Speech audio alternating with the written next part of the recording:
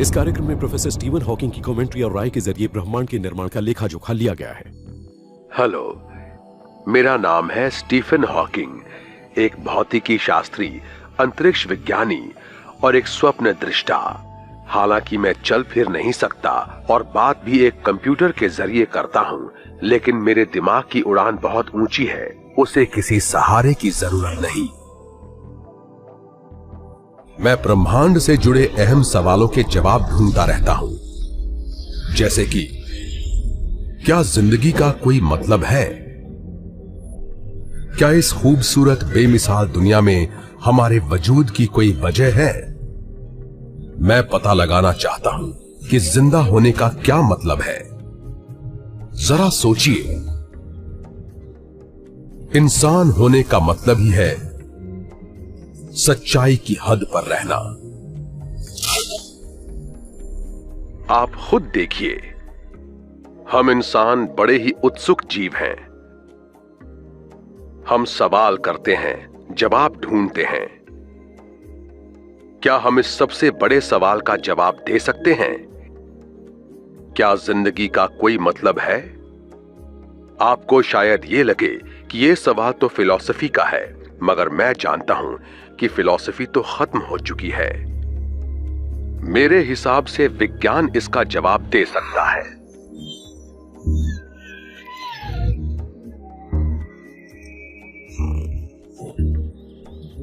विज्ञान ने सब कुछ बदल दिया है। सिर्फ हमारे आसपास की दुनिया ही नहीं, खुद को देखने के हमारे नजरिए को भी। हम इन खोजों के बारे में जो भी कहें कम ही होगा। सबसे पहली बात, इन्होंने हमें अपनी कॉमन सेंस भी पीछे छोड़ने पर मजबूर कर दिया है। जब हम इंसान को स्पष्ट रूप से देखते हैं तो हमें एक बेमिसाल जीवन नजर आता है। हम जीते हैं, प्यार करते हैं और जिंदगी का मजा लेते हैं।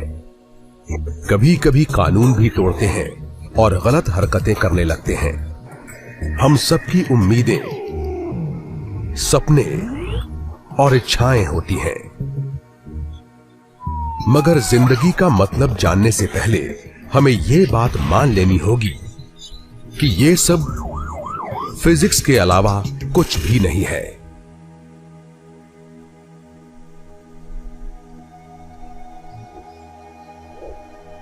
आप खुद देखिए, पूरा ब्रह्मांड कुदरत के नियमों से चलता है, जैसे कि गुरुत्वाकर्षण। ये नियम हर चीज पर नियंत्रण रखते हैं, चाहे वो परमाणुओं के अंदर की हरकतें हों या विशाल तारा मंडलों का एक दूसरे से टकराना। मेरी समझ में नहीं आता कि हम इंसान इन नियमों से अछूते कैसे रह सकते हैं। आखिर हम भी तो उन्हीं बुनियादी चीजों से बने हैं और उन्हीं सिद्धांतों पर काम भी करते हैं। हमारे सामने सबसे बड़ी चुनौती है यह समझाना कि हम इंसान क्या हैं और किस तरह से हम छोटे और मामूली से जीव उस विशाल, प्राचीन और ज्यादा खूबसूरत ब्रह्मांड से जुड़े हैं जिसने हम सबको बनाया है। उसके बाद ही हमें पता लग पाएगा कि हमारी जिंदगी का कोई मतलब है या नहीं, और शायद ये भी कि वो मतलब क्या है। इस अनूठे सवाल का जवाब पाने की पहली कोशिश की थी उस शख्स ने जिसका नाम था रेने डेकार। आप शायद डेकार को आधुनिक फिलॉसफी का पितामह कहें, पर मेरी नजरों में तो वो विज्ञान के पितामह थे।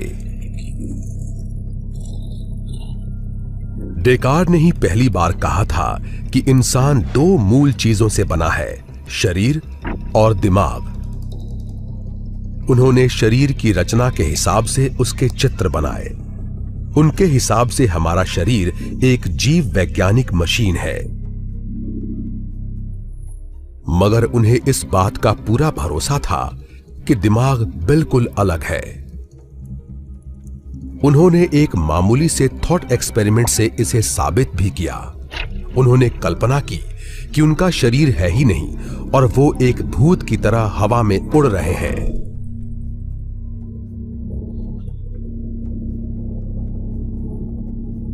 ये बात भले ही अजीब लगे, पर ऐसा करना आसान था।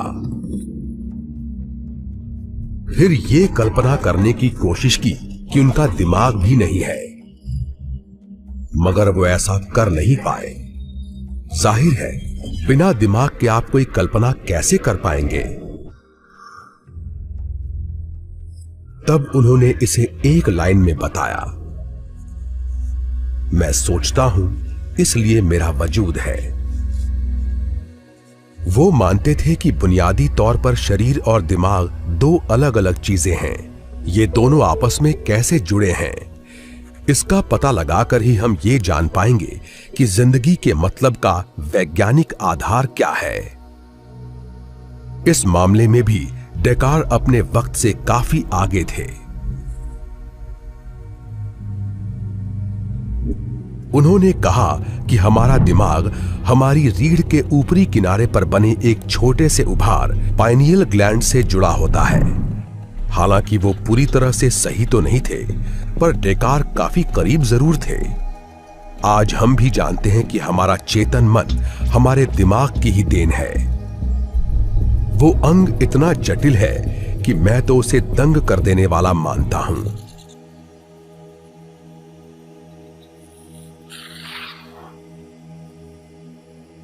इंसान का दिमाग हमारी उम्मीद से कहीं ज्यादा जटिल होता है। अगर ये ऐसा नहीं होता तो हम शायद कुछ समझ भी नहीं पाते।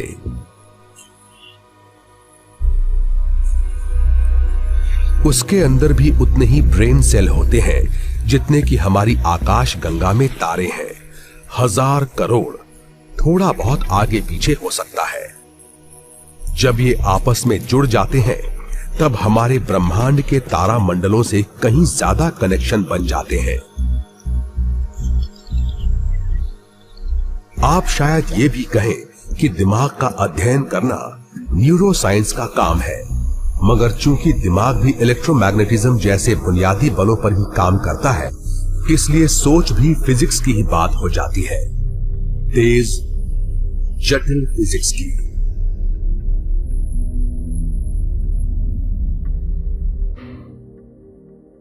एक फिजिसिस्ट होने के नाते मैं इंसान के दिमाग को भी ब्रह्मांड की एक सबसे अनोखी रचना मानता हूं। अगर हम ये जान लें कि हमारा दिमाग किस तरह से ब्रह्मांड को समझता है, तब हम ये भी पता लगा लेंगे कि क्या इसका कोई मतलब भी है।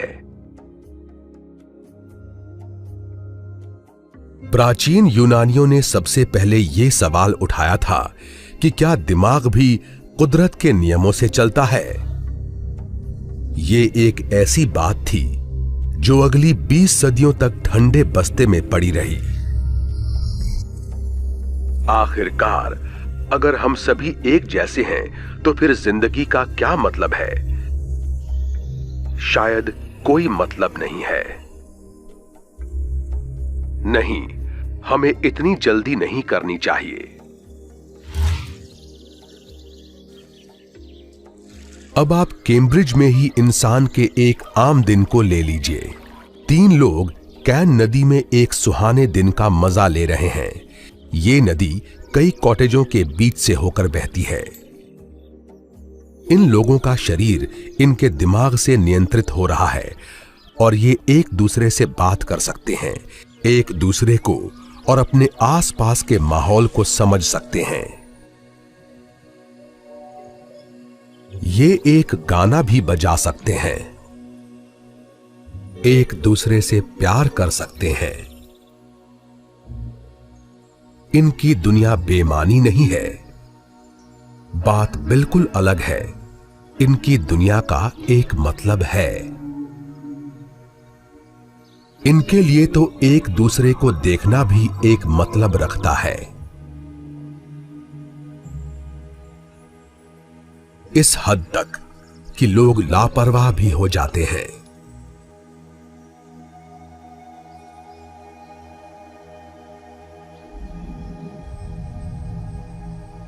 वो मतलब कहां छिपा है, इसका पता लगाना शायद विज्ञान के लिए मुश्किल है, पर इसका मतलब यह भी है कि हमें यह भी समझना होगा कि हमारे अंदर चेतना क्यों है। ऐसे में आया विज्ञान का एक सबसे बड़ा सिद्धांत, क्रम विकास का सिद्धांत। हम ये तो जानते हैं कि पृथ्वी का हर जीव बड़े ही जटिल मॉलिक्यूल अमीनो एसिड से बना है। जब ये मॉलिक्यूल एक दूसरे से बेतरतीबी से टकराए तब बना पहला जीव।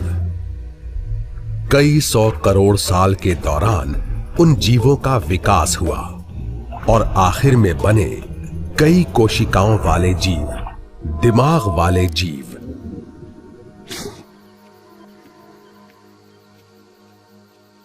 जटिल जीवों को दिमाग चाहिए क्योंकि उसकी मदद से ही वो ज्यादा से ज्यादा जानकारी को प्रोसेस कर सकते हैं। वो अपने आसपास की दुनिया के लिए प्रतिक्रिया करते हैं और आगे की सोचते हैं। जो जीव अपने माहौल को जितना ज्यादा जानता है वो उतना ही ज्यादा कामयाब होता है। आखिरकार चेतना इतनी विकसित हो गई कि हर जीव खुद को समझने लगा। हम भी वही हैं, खुद को जानने वाले जीव, ऐसे जीव जिसे विकास ने चेतना की शक्ति दी है। मगर ऐसा कैसे हो सकता है? एक बायोलॉजिकल ढांचा आखिर कैसे सोच सकता है, महसूस कर सकता है या किसी बात को मतलब दे सकता है? इस सवाल का जवाब इतना आसान नहीं है। मगर चेतना के विकास से जुड़े कई सिद्धांत तो हैं।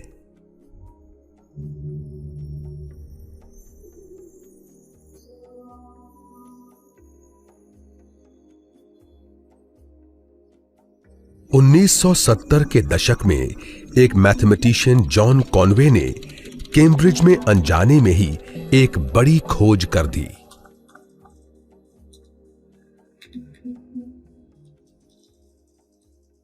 उन्होंने गेम ऑफ लाइफ नाम का एक मामूली सा सिमुलेशन बनाया जिससे पता लगता था कि दिमाग जैसी एक जटिल चीज भी किस तरह से कुछ बुनियादी नियमों से चलती है।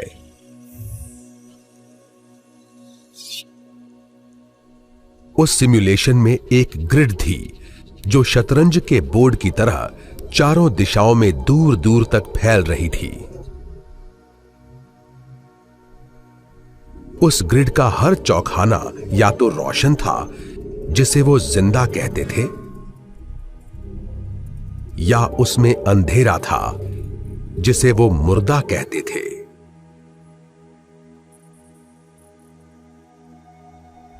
कोई भी चौखाना जिंदा है या मुर्दा, यह तय होता था उसके आसपास के 8 खानों में होने वाली हरकतों से। मिसाल के तौर पर, अगर इस जिंदा चौखाने के आसपास कोई और जिंदा चौखाना नहीं होगा तो नियम के मुताबिक माना जाता था कि यह भी अकेलेपन से मुर्दा हो जाएगा। अगर एक जिंदा चौखाने के आसपास 3 से ज्यादा जिंदा चौखाने होते हैं तो वो भी ज्यादा भीड़ की वजह से मर जाएगा। लेकिन अगर एक मुर्दा चौखाने के आसपास 3 जिंदा चौखाने हैं तो वो भी रोशन हो जाएगा, उसका जन्म होगा। अगर हम रोशन या जिंदा चौखानों का एक सेट ले लें और ये शुरू कर दें तो उससे तय होगा कि भविष्य में क्या होगा। नतीजे चौंकाने वाले थे।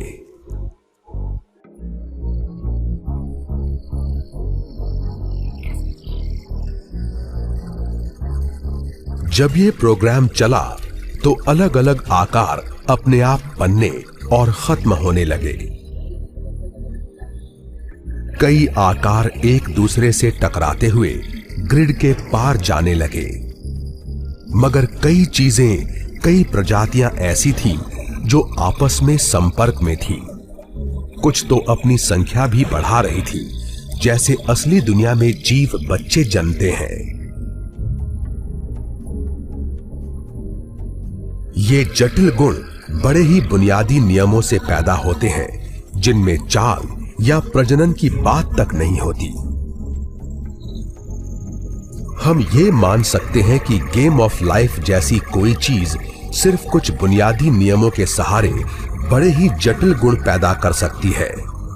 शायद बुद्धि भी हो सकता है कि उसके लिए हमें ऐसी ग्रिड की जरूरत हो जिसमें कई 100 करोड़ चौखाने हों, पर ऐसी ग्रिड मुमकिन है। हमारे दिमाग में भी तो कई 1000 करोड़ कोशिकाएं हैं।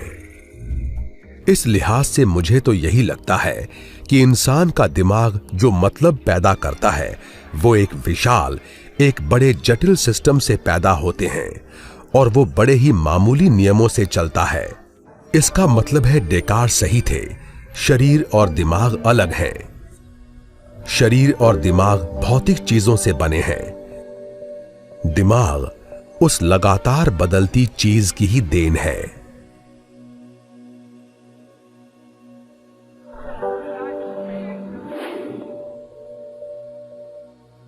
हमारा शरीर हार्डवेयर है, हमारा दिमाग सॉफ्टवेयर है।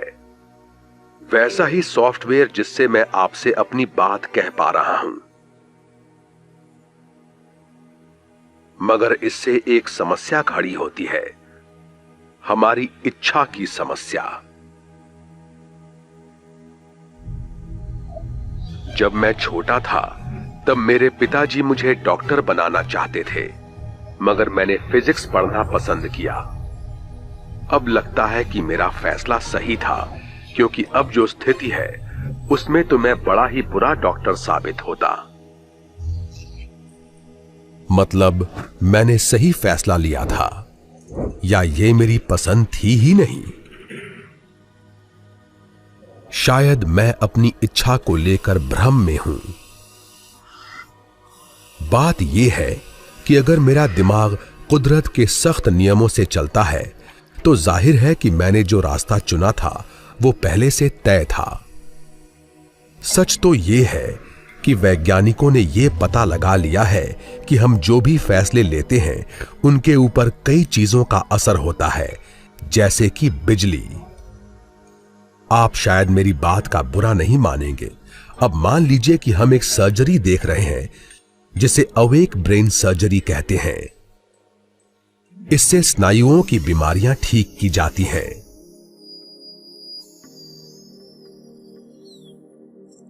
इसमें दिमाग पर बिजली से चलने वाले प्रोब का इस्तेमाल किया जाता है।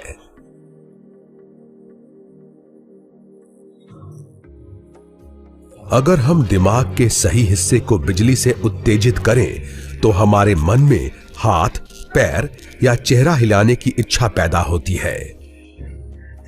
इसके लिए सही जगह पर सिर्फ 3.5 वोल्ट की बिजली का इस्तेमाल करना पड़ता है।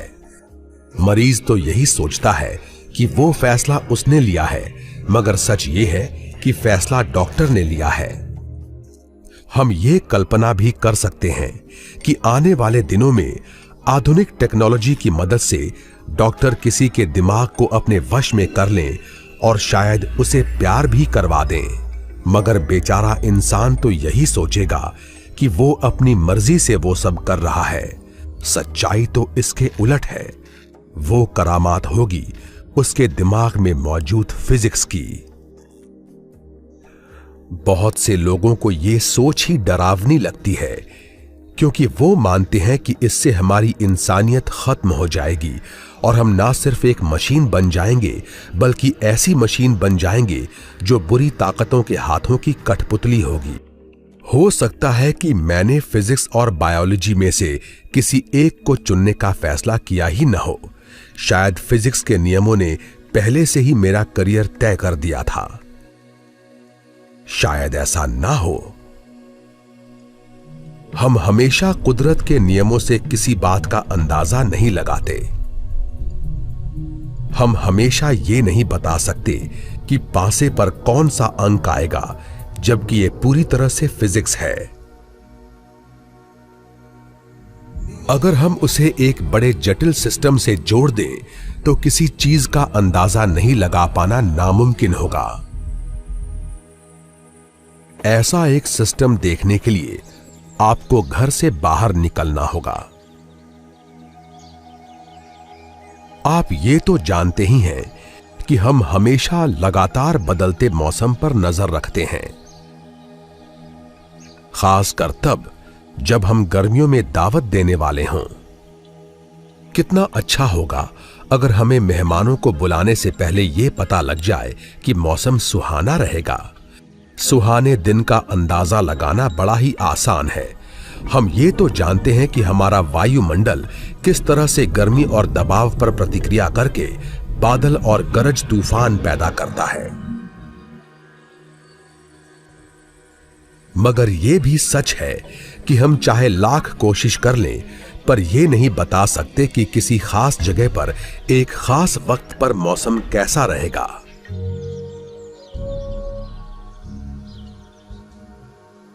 हम मौसम की भविष्यवाणी अक्सर मामूली से मॉडलों से करते हैं, मगर वो हर छोटी से छोटी बात का ध्यान नहीं रख सकते।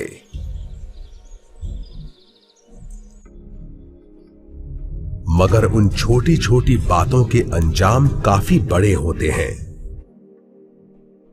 हो सकता है कि अमेज़न में एक तितली पंख फड़फड़ा रही हो और यहां आपकी दावत पर पानी फिर जाए।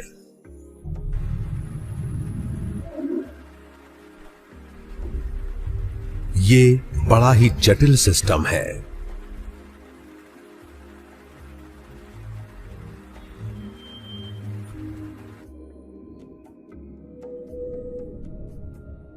मुझे लगता है कि हमारा दिमाग भी एक जटिल सिस्टम है।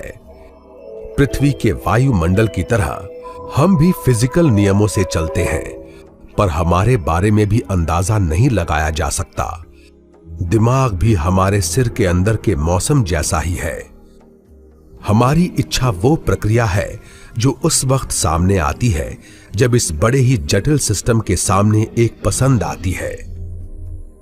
मैं आपको ये बात समझाता हूं। आप ये सोचिए कि एक आदमी रात में जागता है और उसे प्यास लगती है। अब मान लीजिए कि इंसान के दिमाग के बारे में मेरी राय सही है और इंसान का दिमाग कुदरत के नियमों से चलता है। अब उसमें हमारी मर्जी कहां आती है? चलिए हम उसे कुछ चुनने का मौका देते हैं। वो प्यास बुझाने के लिए संतरे या सेब का रस पी सकता है। जैसे ही उसे सेब के रस की गंध मिलती है, उसके न्यूरॉन जाग उठते हैं और उसकी पुरानी यादें ताजा हो जाती हैं। उसे सेब के बाग में बिताए वो सुनहरे पल याद आ गए।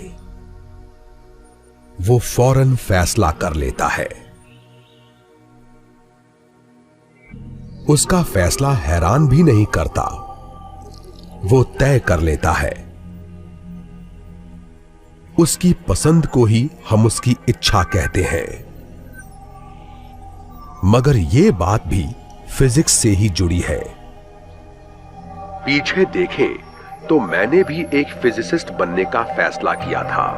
मैं उसके बारे में यही कह सकता हूं कि वो मेरी इच्छा थी, क्योंकि इच्छा भी एक जटिल फिजिक्स है और वो तब काम करती है जब हम कोई फैसला करते हैं।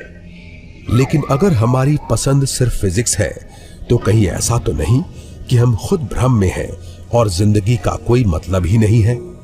इसका जवाब पाने के लिए हमें और गहराई में जाना होगा और कुदरत की सच्चाई पर ही सवाल उठाने होंगे। सच्चाई। हम में से ज्यादातर लोग सच्चाई के बारे में एक आम धारणा रखते हैं। हमारे आसपास की दुनिया हमारे सहारे नहीं है। उसमें कई ऐसी असली चीजें हैं जो असल में वहां हैं।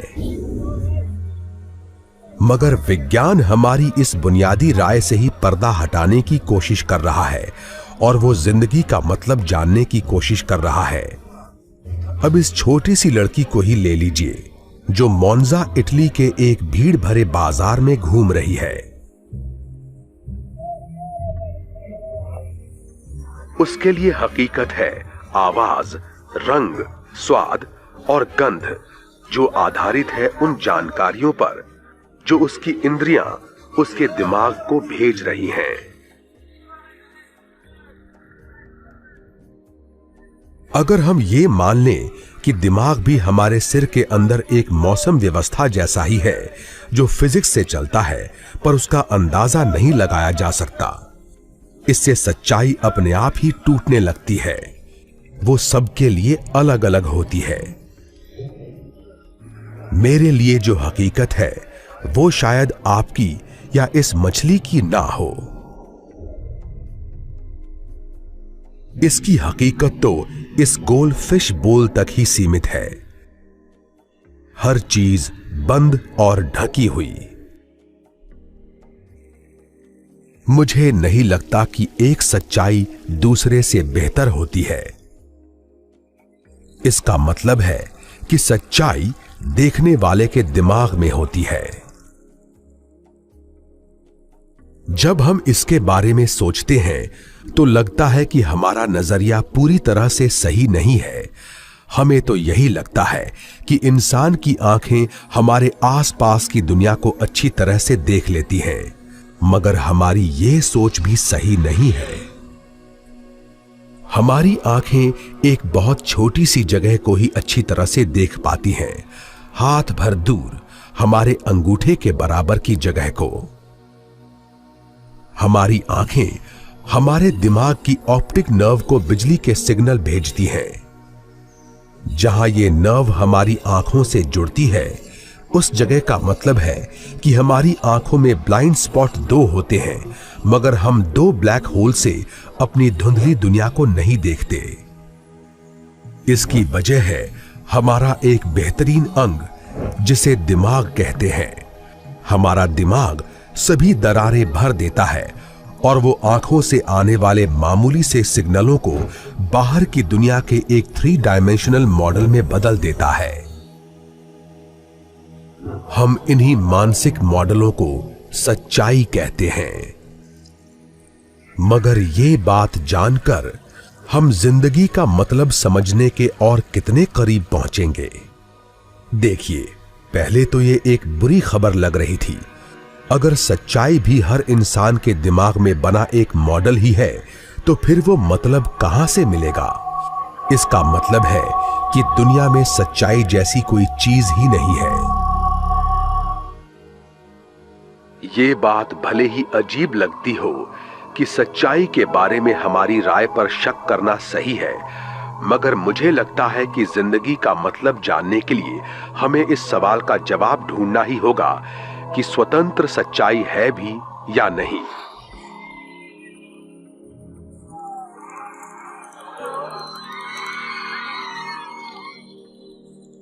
चलिए, अब हम एक विज्ञान कथा फिल्म का एक माहौल ले लेते हैं। हमारे आसपास की दुनिया असल में किसी आला दिमाग की बनाई एक बहुत बड़ी व्यवस्था है। एक विशाल सुपर कंप्यूटर हमें हर तरह की इंद्रियां देता है, जिससे हम देखते, सुनते या महसूस करते हैं। मगर सच तो यह है कि हमारे पास इंद्रियां हैं ही नहीं। हमारे शरीर का वजूद नहीं है। हम सिर्फ एक मर्तबान में बंद दिमाग जैसे हैं। ये बात भले ही अजीब सी लगती हो, पर यह एक वैज्ञानिक सिद्धांत है, सिमुलेशन थियरी।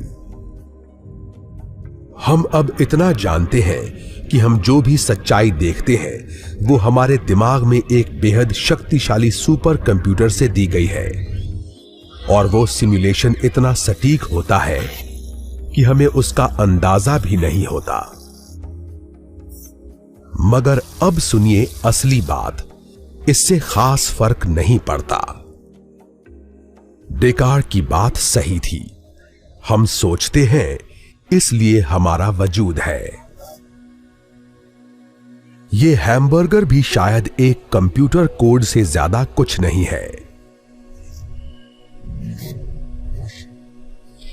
मगर उसे खाने का मन हमारी इच्छा है। हमें भूख महसूस होती है। हम भले ही सिमुलेशन में हों, पर हमारा दिमाग है। इसलिए सच्चाई की असलियत पर शक करने से कुछ नहीं मिलने वाला। हमें यह मान लेना चाहिए कि हम जो भी जान सकते हैं उसकी कुछ बुनियादी सीमाएं हैं। मिसाल के तौर पर यह टेबल ले लीजिए। हमें यह कैसे पता लगेगा कि जब हम बाहर हैं तब यह टेबल कमरे के अंदर ही है, जबकि हम उसे देख भी नहीं सकते? यह भी तो हो सकता है कि टेबल कमरे से बाहर निकल जाए। हो सकता है कि वो इंटरनेशनल स्पेस स्टेशन पर पहुंच जाए, या शायद चांद पर भी पहुंच जाए।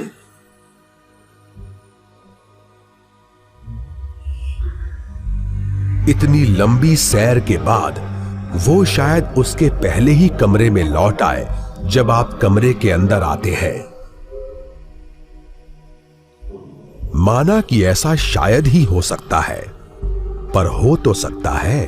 हम तो यही मानते हैं कि जब हम कमरे में नहीं थे तब भी टेबल वहीं पर थी। सच्चाई को मानने का हमारा यही बेहतरीन मॉडल है। हम विज्ञान में भी तो यही करते हैं। हम ब्रह्मांड के काम करने के तरीके के बारे में अपना एक मॉडल बना लेते हैं। प्राचीन यूनानियों ने सबसे पहले ऐसा कोई वैज्ञानिक मॉडल बनाया था। उन्होंने कहा था कि पृथ्वी एक बड़ा सा गोला है जो घूमती नहीं है बल्कि ब्रह्मांड के केंद्र में स्थिर है। मगर बाद में कोपरनिकस और गैलीलियो जैसे विज्ञान के पितामहों ने उन्हीं बातों के लिए एक बिल्कुल मामूली सा मगर बड़ा ही अनोखा मॉडल बनाया। उन्होंने कहा कि पृथ्वी अपनी जगह पर घूम रही है और साथ ही साथ दूसरे ग्रहों के साथ सूरज का चक्कर भी लगा रही है।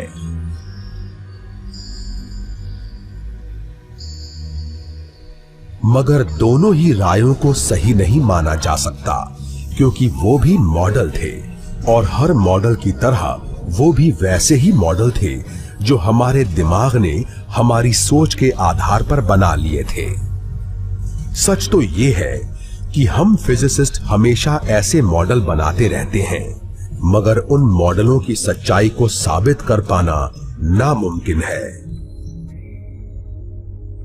इसका एक अच्छा उदाहरण मिला 1960 के दशक में, जब फिजिसिस्ट ने बेहद छोटे छोटे कणों का यानी क्वार्क्स का सिद्धांत दिया। उनका कहना था कि उन क्वार्क्स से ही बेहद छोटे कण प्रोटॉन बने हैं। उस सिद्धांत या मॉडल के मुताबिक ये क्वार्क्स एक बल के जरिए एक दूसरे से जुड़े रहते हैं और उन्हें अलग करने की जितनी ज्यादा कोशिश की जाती है वो बल बढ़ता जाता है, मानो वो क्वार्क्स छोटे छोटे रबर बैंड से बंधे हों। इस मॉडल का यह मतलब भी था कि कोई एक अकेले क्वार्क को कभी देख ही नहीं सकता। पहले तो कुछ लोगों ने शक जताया, जब कोई चीज कभी दिख ही नहीं सकती तो क्या हम कह सकते हैं कि वो है? क्या यह कहना सही होगा कि क्वार्क्स असल में हैं? स्विट्जरलैंड के सर्न में मौजूद इस विशाल पार्टिकल एक्सेलरेटर की मदद से वैज्ञानिक उन क्वार्क्स और दूसरे सूक्ष्म कणों का पता लगाने में जुटे हैं। बेहद तेज रफ्तार पर प्रोटॉनों को आपस में टकराकर हम कुदरत के सबसे छोटे कणों के व्यवहार का पता लगा सकते हैं। हालांकि हम अभी तक सीधे सीधे क्वार्क्स को तो नहीं देख पाए हैं, मगर हमने क्वार्क मॉडल में बताए उन कणों के व्यवहार को जरूर देखा है।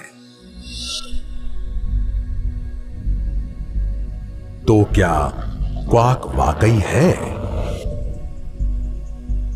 जवाब है कि वो वाकई है, मगर जब तक वो मॉडलों में है तभी तक सही है। हम इससे ज्यादा नहीं जानते। इसे कहते हैं मॉडल आधारित सच्चाई का विचार। मुझे लगता है कि इसके सहारे हम जिंदगी की सच्चाई तक पहुंच सकते हैं। मैं तो यही मानता हूं कि विज्ञान ने हमें एक बड़ी अच्छी चीज सिखाई है। हम इंसान असल में बहुत ही जटिल बायोलॉजिकल मशीनें हैं जो कुदरत के नियमों से चलती हैं। हमारे दिमाग ने एक दूसरे के संपर्क में रहने वाले न्यूरॉन के एक असाधारण नेटवर्क से हमारा चेतन मन बनाया है। वो चेतन मन ही हमारी आसपास की दुनिया का एक 3 डायमेंशनल मॉडल बनाता है, एक ऐसा मॉडल जिसे हम सच्चाई कहते हैं। मगर सच्चाई उतनी ही नहीं है जितनी हम रोजमर्रा की जिंदगी में अपने आसपास देखते हैं। जमीन और अंतरिक्ष में लगी दूरबीनों की एक श्रृंखला ने हमारी इंद्रियों को नई ऊंचाइयां दी हैं और उनकी मदद से हम गहरे अंतरिक्ष में झांककर पहले से कहीं ज्यादा बड़ा मॉडल बना सकते हैं। हम जैसे जैसे ब्रह्मांड की गहराइयों में झांकते गए, हमारी सच्चाई भी लगातार बड़ी से बड़ी होती गई। एक वक्त पर हम जहां आसमान में कुछ दरारें देखते थे, वहां अब अपने सूरज जैसे तारे देख रहे हैं, जिनमें से कई के अपने ग्रह और चांद हैं। फिर हमें दूर दराज के तारा मंडल दिखे, जिनमें और कई 100 करोड़ तारे थे। हमने अपने अतीत में भी झांका और ब्रह्मांड के जन्म को भी देखा।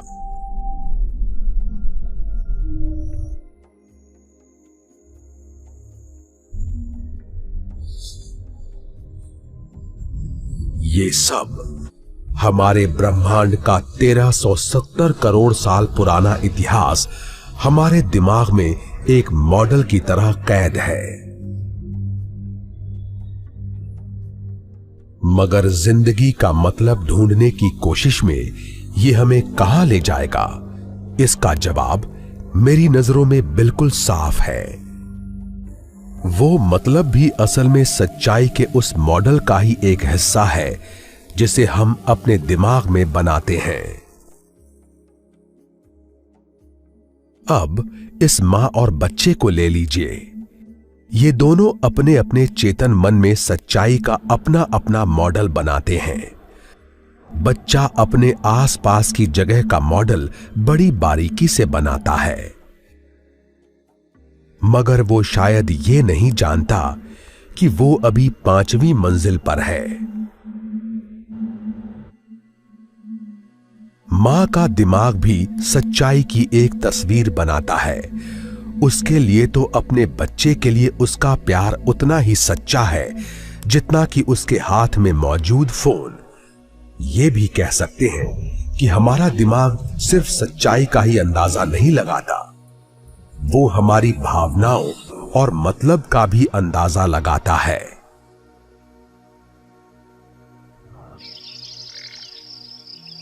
प्यार और सम्मान, सही और गलत, ये सब उस ब्रह्मांड का हिस्सा है जिसे हमने अपने दिमाग में बनाया है।